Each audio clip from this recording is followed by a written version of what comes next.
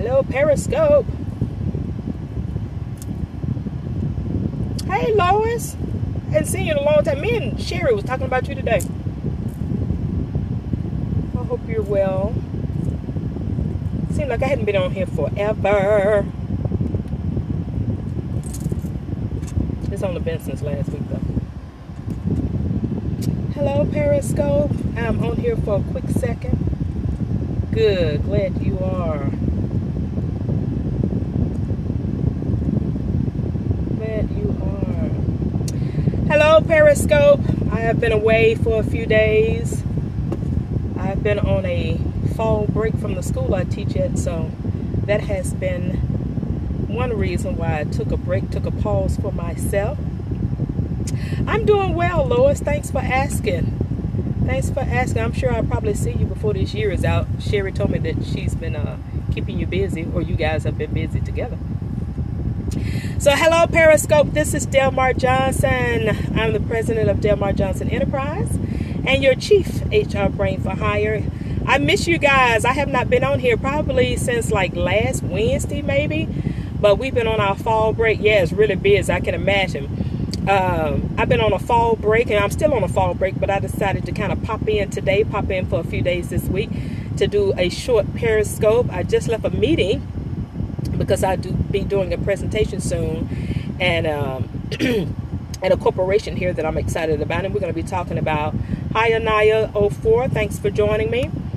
And I'm going to be doing a presentation for them on personal branding and just professional branding and how you operate personally within a professional setting. And I actually titled this "How to Be Professional in a Not So Professional Environment." Somebody had asked me that, or listed that as one of the topics that they had questions about. So, and leaving the meeting a little while ago, I kind of thought about, so let me hop on Periscope and kind of give my perspective on that. I'm just going to give you 2 or 3 points about how I think you should think of being professional and maybe a not so professional environment. So if you like what you hear, I love the hearts as people jump on and everything, so I know that you're out there. I always have a couple of notes so I can keep myself in line. Say you're always professional in any setting. I appreciate you, Lois. I think you're kind of biased though because you know me. So first of all, how do you begin to stay professional in maybe a not so professional work environment that you're in, or maybe it has become not so professional, but you're trying to stay in the professional zone. So I just got a couple of points for you real quick. One, first of all, to stay professional, you have to identify for yourself how you want to be perceived. So that's where our personal branding come in, right? How do you want to be perceived in the work environment that you're in? So you have to decide that for yourself. Do you want to continue to be seen as professional and not necessarily be influenced by those around you who have chosen the route not to be so professional? Maybe that's not so professional in how they communicate, and whatever language that they use, and whatever body language that they use, and how they dress or whatever. I know when I was going to my meeting, there's a young lady that came out of the office that I'm going to be doing the presentation in. Well, she actually came out of the building that I'll be doing the presentation in later this month, and she looked well put together, had on some nice heels, had on a nice dress. But the problem was, at least for me, okay, everybody got their own personal opinion about how they should dress in the office. Her dress was like a mini dress. So it was like midway her thigh. See, I have to talk about business casual dressing in my presentation, so that really caught my eye. It's like, I'm not sure that was appropriate dressing for a professional environment, which this office is a very professional environment. As attractive as she looked and everything, the dressing to me, okay, was inappropriate, because I don't think it's necessary to wear a mid-thigh dress in a professional environment. Again, it is all about personal branding and professional branding, how you want to be perceived in the market, in the marketplace, in your workplace, how you want to be perceived as the level of professional you desiring to be, even if everybody around you may not be as professional as you would like. Number 2, be clear about why you're working where you're working.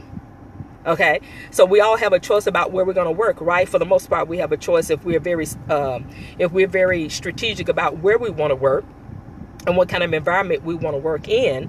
So be clear about why you're working where you have chosen to work. And say initially the culture or the personality of the company may have been what attracted you to them, right?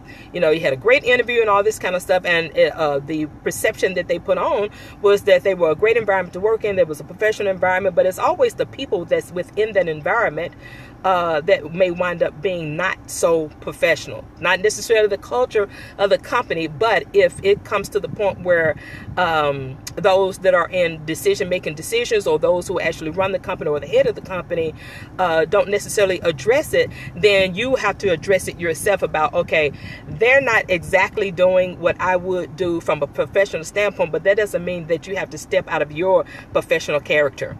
Okay? So be clear about why you're working where you're working. And then you also have to look at the larger picture. Is what you're doing in that professional zone of value, and is it making changes in other people's lives, even though other people around you may not be so professional? So be clear about those things right there.